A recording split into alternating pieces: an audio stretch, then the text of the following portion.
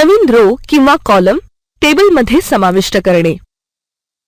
समजा आपण माहितीचे एक टेबल तयार केले आहे आणि आता त्यामध्ये नवीन माहिती करता एखादा अधिकचा कॉलम हवा आहे, तर आपण असा कॉलम नंतरही वाढवू शकतो. नवीन कॉलम टेबलमध्ये ज्या कॉलम नंतर समाविष्ट करायचा असेल तो कॉलम सर्वात आधी सिलेक्ट करा. मग होम टॅबवर क्लिक करा. सेल ग्रुपमधून इन्सर्ट कॉलम ही कमांड निवडा. पहा, एक नवीन कॉलम तयार झालेला दिसतोय. नवीन कॉलम नेहमी सिलेक्ट केलेल्या कॉलमच्या डाव्या बाजूस तयार होतो.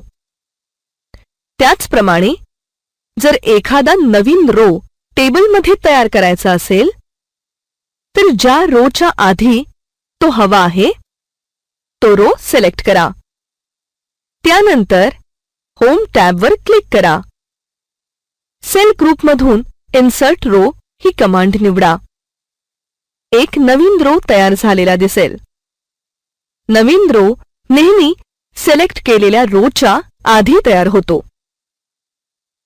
रो आणि कॉलम डिलीट करणे. आपल्या टेबलमध्ये माहितीचा एखादा रो किंवा एखादा कॉलम नको असल्यास तो काढूनही टाकता येतो. मधलीच माहिती काढल्यामुळे टेबलमधील इतर माहिती विस्कळीत होत नाही. जो रो किंवा कॉलम काढून टाकायचा असेल ते सेल सिलेक्ट करा. जर रो डिलीट करायचा असेल तर होम टॅबमधील सेल ग्रुपमधील डिलीट रो या कमांडवर क्लिक करा. तो रो टेबलमधून नष्ट होतो.